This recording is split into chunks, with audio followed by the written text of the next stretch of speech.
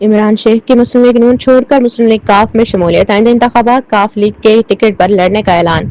لاہور پاکستان مسلم league کاف کی عوامی مقبولیت میں مسلسل اضافہ ہو رہا ہے۔ سابق نون لیگی رہنما عمران شیخ نے مسلم لیگ نون سے اپنی دیرینہ وابستگی ختم کرتے ہوئے پاکستان سے مسلم لیگ کاف میں باضابطہ شمولیت بطور جوائنٹ سیکرٹری لاہور اختیار کر لی۔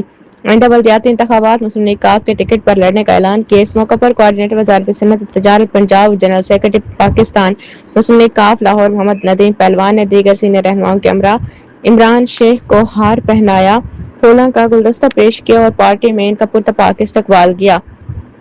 تقریب میں سید وجیہ الحسن شاہ بخاری، افتخار علی ایوان، ندیم پگامالا، ناصر ہنجرہ، عبدالجبار صفدر ایوان، ممتاز حسین، محمد شوکت، میڈم فوزیہ، میڈم روہیل گل، میڈم فریحہ اور میڈم زاہدہ شفیق سمیت دیگر رہنما بھی موجود تھے۔ اس موقع پر پارٹی رہنماؤں کا کہنا تھا کہ عمران شیخ کی شمولیت سے علاقے میں مسلم لیگ کاف مزید مضبوط اور فعال ہوگی، جبکہ آئندہ بلدیاتی انتخابات میں پارٹی کی پوزیشن پہلے سے زیادہ مستحکم ہوگی۔ خبر از افتخار علی ایوان، سیکرٹری اطلاعات، پاکستان مسلم لیگ کاف لاہور۔